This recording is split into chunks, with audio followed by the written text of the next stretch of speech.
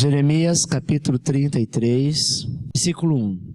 E veio a mim a palavra do Senhor a Jeremias pela segunda vez, e estando ele encarcerado no pátio da guarda, dizendo: Assim diz o Senhor que faz isto, o Senhor que forma isto, para o estabelecer.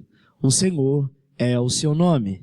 Clama a mim e responder-te-ei, anunciar-te-ei coisas grandes e firmes que não sabes. Versículo de número 10. Assim diz o Senhor: neste lugar que vós dizeis que está desolado, e sem homem, e sem animal, nas cidades de Judá, e nas ruas de Jerusalém que estão assoladas, sem homem, sem morador, sem animal, ainda se ouvirá a voz de gozo, a voz de alegria, a voz do esposo e a voz da esposa, e a voz dos que dizem: louvai ao Senhor dos exércitos, porque bom é o Senhor para com a sua benignidade, e a sua benignidade dura para sempre, nos que trazem oferta de ações e graça à casa do Senhor. Pois farei voltar os cativos da terra como ao princípio, diz o Senhor. Assim diz o Senhor dos exércitos: ainda neste lugar que está deserto, sem homem nem animais, e nem todas as suas cidades haverão a morada de pastores, e que faça repousar os seus rebanhos. Versículo de número 14. Eis que vem dias, diz o Senhor, em que cumprirei a boa palavra que falei à casa de Israel e à casa de Judá. Versículo de número 17. Porque assim diz o Senhor: nunca faltará a Davi homem que se assente sobre o trono da casa de Israel.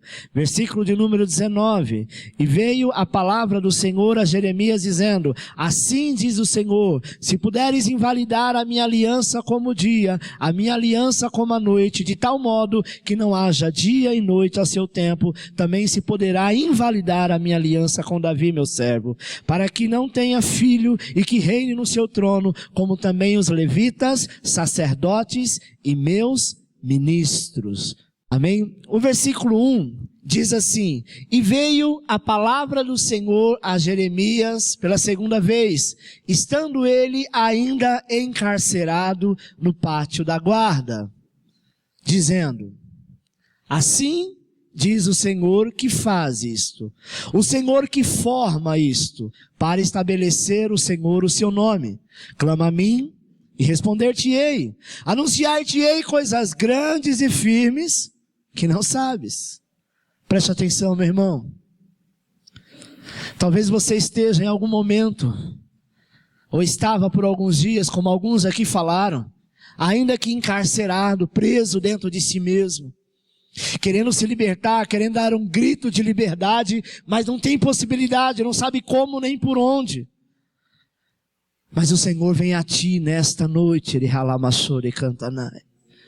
E Ele te diz assim: tão somente se você clamar a mim, eu vou te responder coisas que você não sabe, coisas que você acha que você viu, coisas que você acha que você entende, mas eu tenho muito mais, o vinho novo para ti. Sabe o que é o vinho novo, igreja? O vinho novo é a nova presença de Deus, é de novo o Senhor estabelecer o teu reino. Sabe o que o diabo faz quando nós estamos como odres velhos? Ele fala na tua mente: você pecou, você errou, você caiu, você mentiu, você adulterou, sabe? Você fez algum ato sexual, isso te afastou do Senhor, o Espírito Santo está triste contigo. É mentira do diabo, porque o Espírito Santo, ele não vai ficar triste contigo. Sabe por que ele não vai? Porque antes mesmo de você ser quem você era, ele já te conhecia e ele saberia que você iria cair algumas vezes. Percebe que o texto de Jeremias fala de Davi.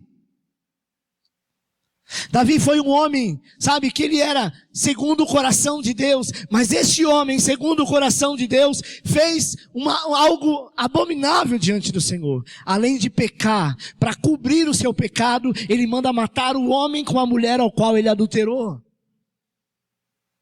Eu não vejo em nenhum momento o Senhor dizendo a Davi, a partir de agora, a sua coroa será tomada, e você agora será excluído, e você vai para o banco dos renegados, e você vai ficar aí, sabe, do lado de fora, porque eu não te amo mais, porque para você entrar na minha presença, você tem que estar santo, você tem que estar perfeito, você tem que lutar contra o seu pecado, você tem que lutar contra o mal que te assola, porque eu sou o Senhor, eu sou o santo, eu sou o Deus de Israel. Não vejo isso. Por muito tempo nós pregamos isso. Santidade é algo que nós devemos ter. É algo que tem que ser parte da nossa vida. Mas não é por força, nem é por violência. Nós precisamos sentir o amor de Deus. Porque quem ama não mata. Quem ama não rouba. Quem ama não adultera. Quem ama não trai. Nem mesmo o Senhor.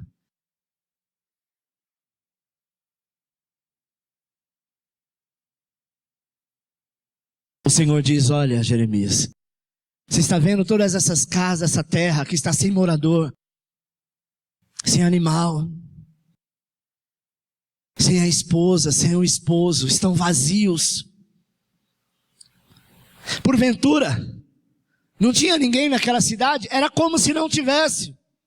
Eles estavam se sentindo vazios de espírito. Eles estavam rodeados de pessoas, mas se sentindo só. Você já se sentiu só? No meio de uma festa com um monte de gente. Você já sentiu vazio quando todos os lugares onde você foi, todos estavam motivados, mas você não estava?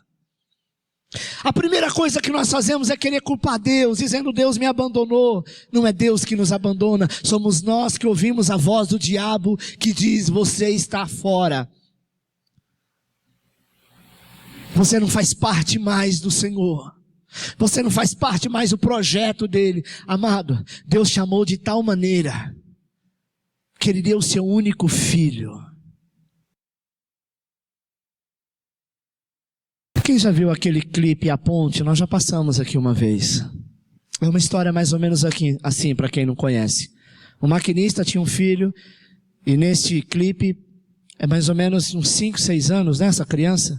E ele sempre brincava junto à ponte.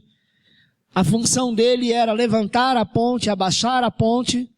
Provavelmente, era a única função especial dele. Quando o trem vinha, e se a ponte estivesse levantada, ele abaixava aquela ponte.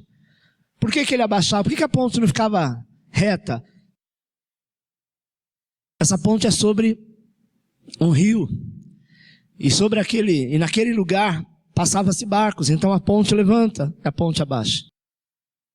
A criança brincando, ela cai no alçapão, aonde, quando a ponte abaixa, alguns ferros entram por aquele lugar, é onde que trava a ponte para o carro passar. E no clipe mostra as pessoas que estavam dentro daquele trem. Drogados, prostitutas, pessoas, sabe, arrogante, prepotente. Aquelas pessoas que não deixa a pessoa nem encostar nela. Se chegar alguém, um negro do lado dela, é capaz dela sair, porque ela se acha melhor do que qualquer um. Se encostar perto dela ou sentar próximo a ela, sabe? Alguém que seja mendigo, esteja cheirando mal por conta até a sua situação que vive, ela sai, levanta e vai embora. Pessoas arrogantes. Esse trem estava cheio desse tipo de gente que era eu e você. Sabe, meu irmão? E aquela criança cai, ele tinha uma única opção. Ou ele salvava o seu único filho, ou ele salvava aquele trem cheio de tranqueira, de gente ruim. Que talvez na sua concepção você dizia, olha, é melhor que morra, porque se eles morrerem, pelo menos faz uma faxina na terra. Mas Deus não pensa assim, porque se ele pensasse assim, nós teríamos morrido antes de ter aceitado Jesus. Assim diz o Senhor, clama a mim e eu responder-te-ei. Sabe, irmão, Jesus foi entregue naquela cruz, foi cravado naquela cruz, e nós temos que aprender qual é o símbolo desta cruz. A cruz é a nossa ferramenta de trabalho. Toda vez que o diabo olhar para você e falar que você está excluído, que você está afastado por qualquer coisa, diga para ele que a cruz já pagou o preço. para que você pudesse levantar a cabeça e dizer: eu sou amado de Deus. Ainda no versículo de número 12, olha lá, diz assim: assim diz o Senhor dos Exércitos, ainda neste lugar que está deserto, sem homem nem animal, e em todas as suas cidades haverá uma morada de pastores, que façam repousar os seus rebanhos. Na cidade das montanhas, na cidade das planícies, na cidade do sul e na terra de Benjamim, e nos contornos de Jerusalém, e na cidade de Judá, ainda passarão os rebanhos pelas mãos dos contadores, diz o Senhor. Eis que vem dias, diz o Senhor, em que cumprirei a boa palavra que falei à casa de Judá. E naqueles dias, e naquele tempo, farei brotar a Davi um renovo de justiça, e ele fará juízo e a justiça na terra. Olha a promessa de Deus para os nossos dias, dizendo o seguinte: o Senhor nos levantou não apenas para ser homens de Deus, mulheres de Deus que congregam numa igreja de quinta e de domingo, e que se reúnem algumas vezes na semana por fazer parte de algum grupo ou de algum ministério, mas Deus nos chamou como pastores de rebanho. O Senhor te chamou não apenas para você congregar um determinado tempo, mas Ele diz: olha, eu te farei pastores de rebanho, e todos virão a ti, para que você possa apacentar, porque tu és o Davi dos dias de hoje. O Davi que pecou, o Davi que errou, o Davi sendo, sabe, crente, não podendo fazer, e mesmo assim ele fez. Se nós olharmos pela liturgia da palavra, aonde diz que Davi era a menina dos olhos de Deus, é como dizer que um juiz não pode errar uma sentença de lei, da qual ele está acostumada a decretar culpado ou inocente todos os dias. Davi tinha a obrigação de não se envolver com aquela mulher. Até porque ela era uma mulher casada, e ela era esposa de um dos seus melhores soldados. Sabe por que Deus permite isso, amado? Para que o homem não se exalte. Você pode ser crente, mas se você cair, você é um caído, mas continua sendo crente. Você pode até, de repente, tropeçar e cair e ficar prostrado. Uma coisa eu te digo: prostrado muito tempo você não vai ficar, porque Deus não chamou filho seu para ser prostrado. Será que tem alguém aqui que desde o dia que se converteu nunca caiu? Se tem, levante a mão. Eu quero ver quem é esse bem-aventurado. Será que se o Senhor te lançasse fora lá atrás, sobraria alguém na igreja do Senhor na terra? Isso não nos dá legalidade de pecar, e nem de continuar no pecado. Mas isso nos dá a legalidade do que diz o livro de Gálatas: uma vez que Ele te comprou para ser salvo, não importa o que o diabo diga o contrário, tu és salvo, filho do Cordeiro. Quantos de vocês já sentiram, ou já tiveram a sensação, de que se Jesus voltasse hoje, você não iria para o céu? Pode levantar a mão? Eu também já senti isso, mesmo sendo pastor. Ou você acha que pastor não tem crises pessoais? Pastor não entra em choque. Mas de uma coisa eu tenho certeza: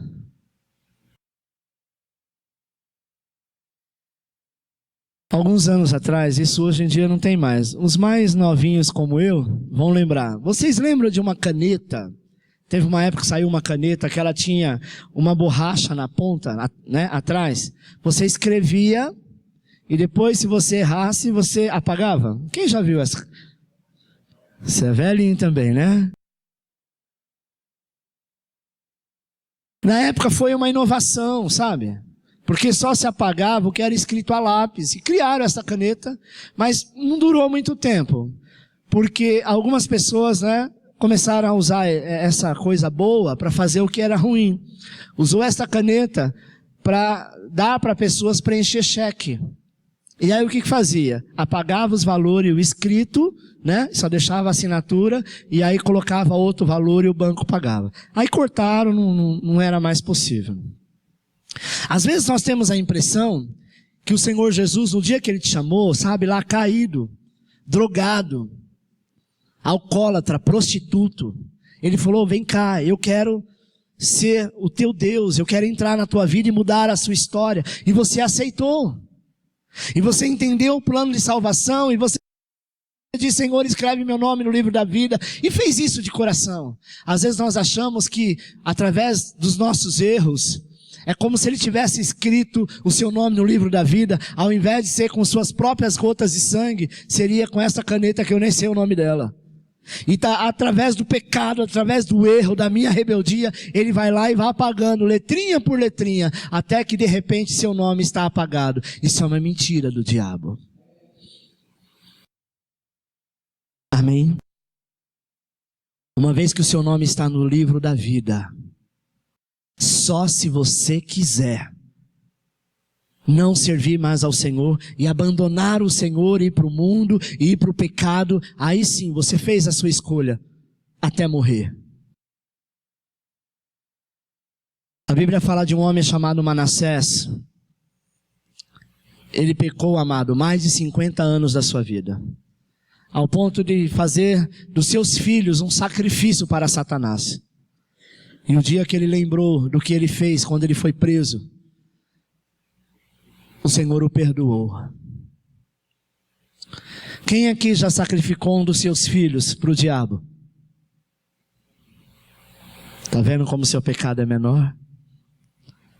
E ainda que você tivesse feito isso,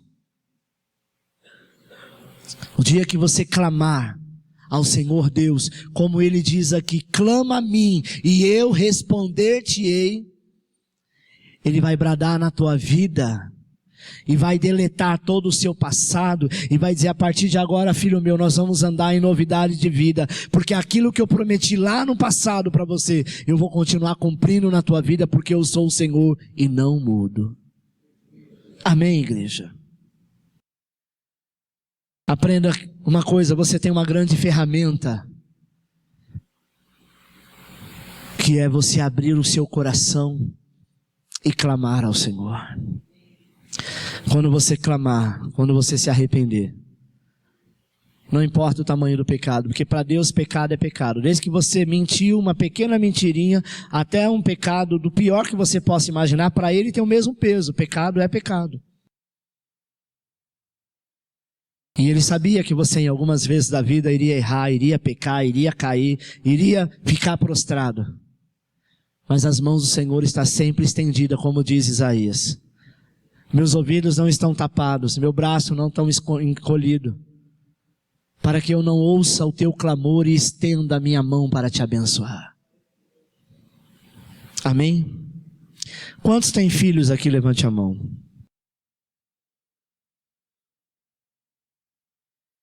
Imagine uma coisa que o seu filho fizesse, sei lá, cada um tem uma imaginação.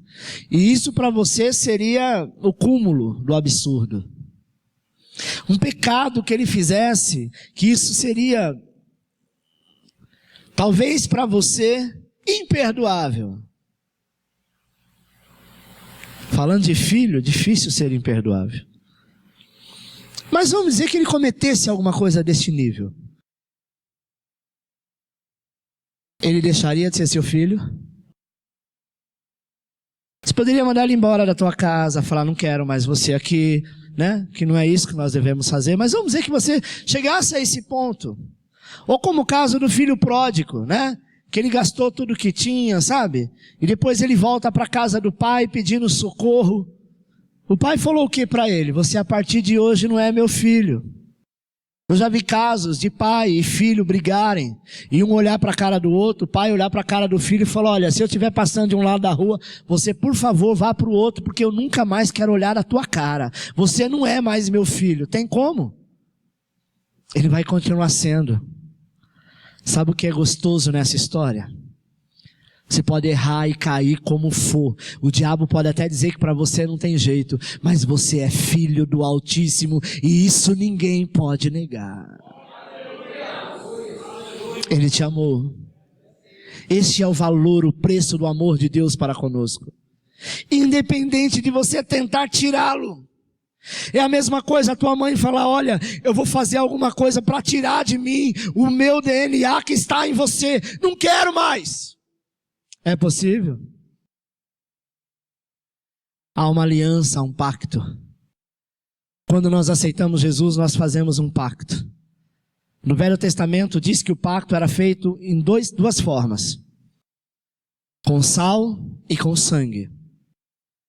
Com sal era assim, cada um trazia uma porção de sal. O sacerdote fazia aliança entre eles e misturava o sal. Principalmente o sal nos dias de hoje para nós que é refinado. Ele misturava e dizia assim, esta aliança só pode ser desfeita o dia que vocês conseguirem repartir cada um a sua porção, grão a grão, do sal que trouxeram. É possível? Ou então ele fazia o pacto de sangue, onde misturava 2, 3, 4, 5 tipos de sangue de animais, depende do número de pessoas, e misturava esse sangue e dizia assim como o sangue se misturou, e agora eles são um só, o pacto e a aliança só é quebrada, só é desfeita, quando cada sangue voltar para o seu animal. É possível? Então isso quer dizer, amado, que quando nós fazemos uma aliança, principalmente com o Senhor, que foi uma aliança de sangue, Jesus, ele derramou o sangue dele por mim e por você, ainda que o diabo, faça um malabarismo que ele quiser, ainda que ele inventa a maior mentira do mundo, jamais você deixará de ser filho do Altíssimo. E você o servindo, o adorando, você terá direito à vida eterna. Amém?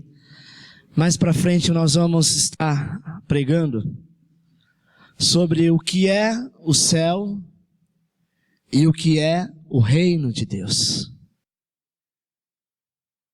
Diga para a pessoa que está do seu lado, o céu é para todos aqueles que têm o seu nome no livro da vida.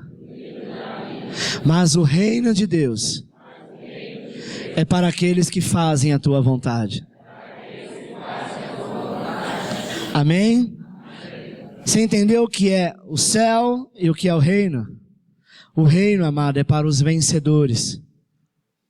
E nós vamos ministrar a respeito disso.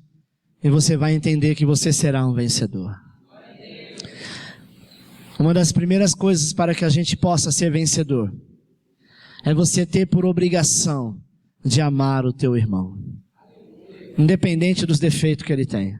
Irmão que eu falo não é seu irmão de sangue não, isso é fácil amar. É o próximo. Principalmente aqueles que estão junto contigo. Amém? Curva a sua cabeça, eu quero orar por você.